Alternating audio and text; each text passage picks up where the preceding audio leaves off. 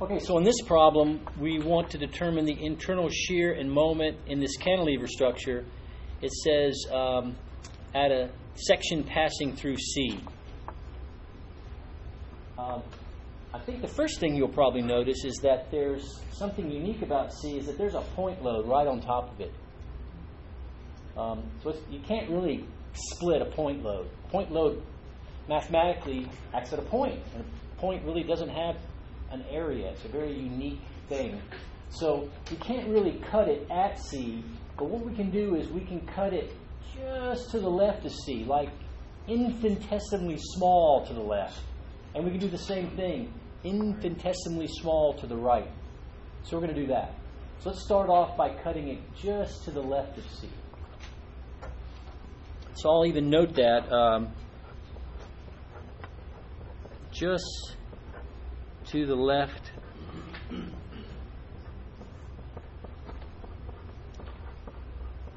of C. Now when I do that, and I'll just draw a green line. It'll look like it's passing right through C, but we'll just say it's pretty close to the left of C. What side do you want to work? Do you want to work the right side or the left side? If you work the left side, you just have one force, right? Because you're just to the left of C, so this 500-pound force is really now on the right side. But you have what? A fixed connection, which means you have how many unknowns? Three. So I'll have to look at a Freebody diagram for the whole structure and find all three forces here before I can work the left side. You can do that. What's the advantage or disadvantage of the right-hand side? Yeah, there's more things going on, but everything is given. There's nothing to solve for. It's a cantilever. There's no reactions to solve for. So I'm going to work the right-hand side because it's easier. Okay? You guys see that? So my free body diagram is going to look like this. First, I'm going to draw everything I know. Down here at the end, I've got a 2 kip foot applied moment. At E, there is, I'll go ahead and convert that to kip, half a kip force. At D, another half kip force. And since I'm cutting just to the left of C and I'm looking at this right-hand side, I have right on the very edge another half kip force that's right above point C.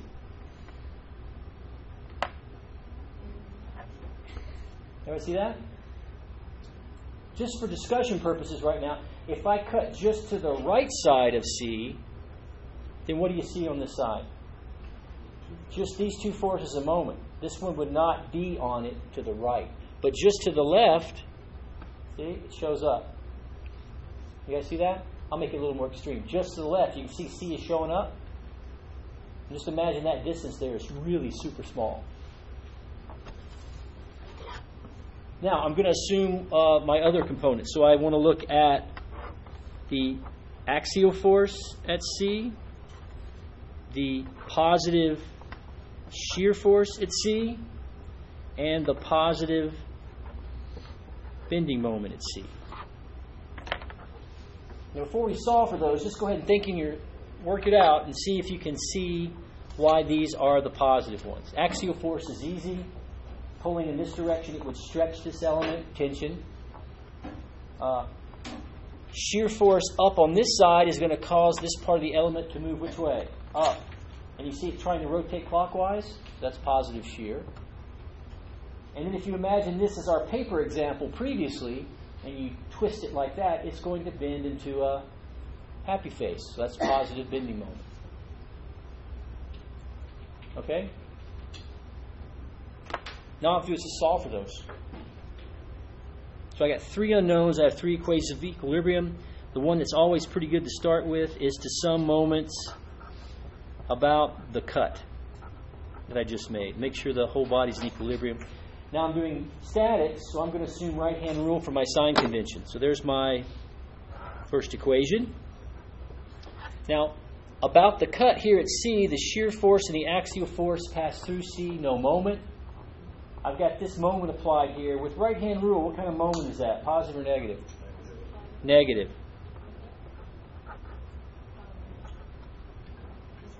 Right? See, I'm saying if it goes counterclockwise, it's positive. This is going clockwise.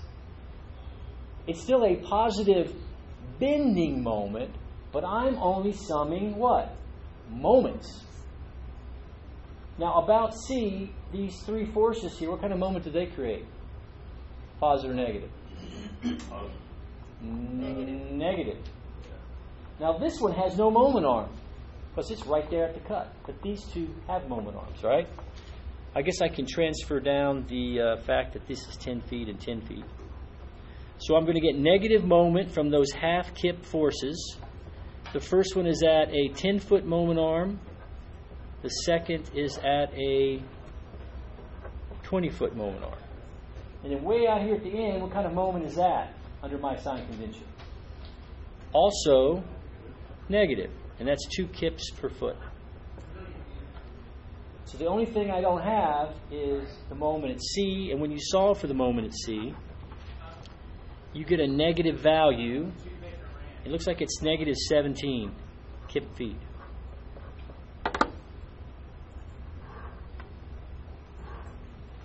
Now remember, MC is a bending moment, right? When it's all said and done.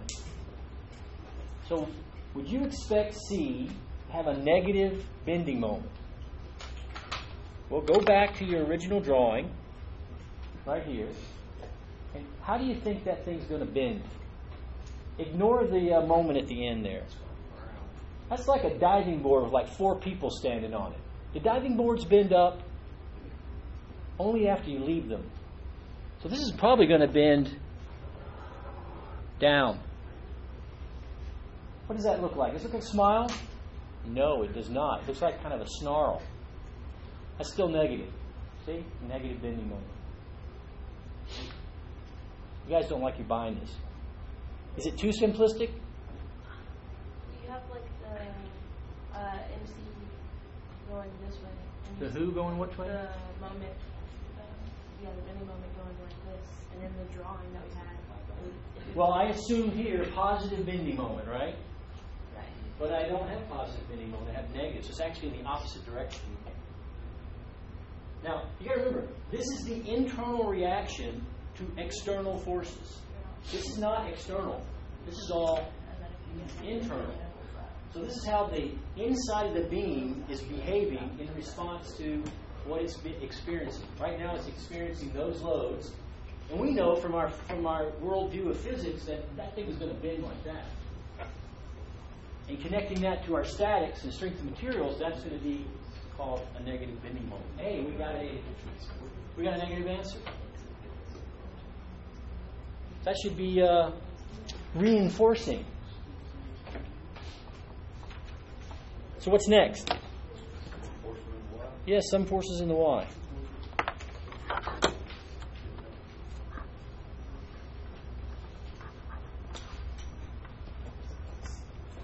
So I like to assume up for positive. That's okay.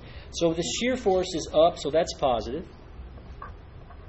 And I got 1, 2, 3 forces acting down. They're all negative. Half a kip, half a kip, half a kip. So it looks like the shear at C is going to be 1.5 kips. And it came out positive. So we have positive shear there.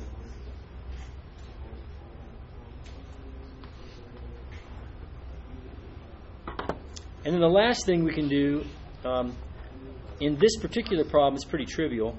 If I sum forces in the x direction and make sure it's in equilibrium, all I have is my axial force acting to the left, but it doesn't matter whether it's positive or negative, it's just 0. So there's all the internal forces at just to the left of C. So let's do now just to the right of C.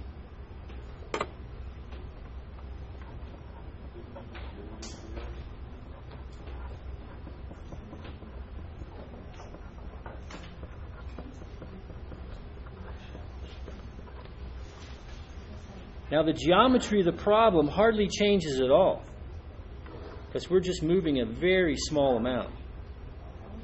I still have my moment applied at the end.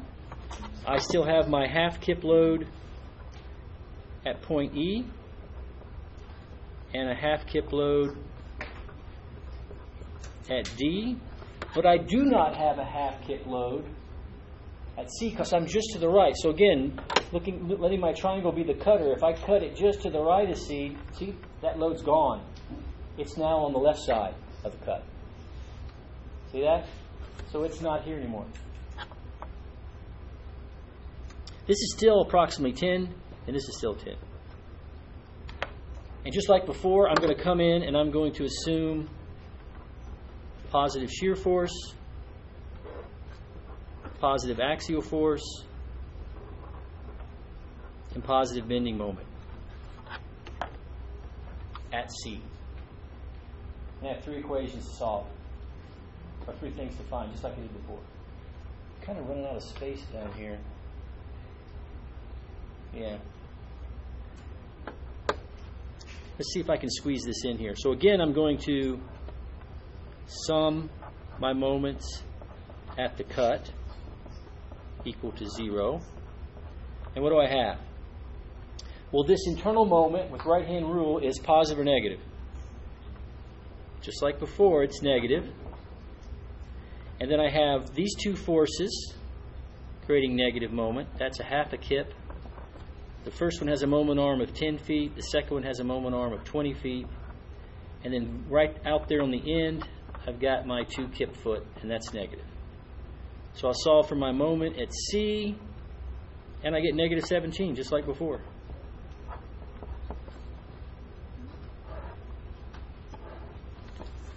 So as I move from the left side of C to the right side of C and kind of pass underneath this 500-pound force, it has no effect on my bending moment. Bending moment is force times distance, and these distances from C are very, very, very small, so it's not creating any change. However, when I sum forces in the Y direction and put that in equilibrium, again, up positive, just like I did before, what do I have? Well, I have my shear force acting up, and I only have now 2 half kip forces, so my shear at C now is 1 kip. Dr. Gant? Yes. Wouldn't it be the opposite then? Because if you say just to the left of C, wouldn't it be just 2? Just 2. Just 2 what? Wait, the first example that we did was to the right of C, right? I'm cutting just to the left of C, point C. And this is cut just to the right of C. Oh, you cut. The cut is on the right of C. What did you think?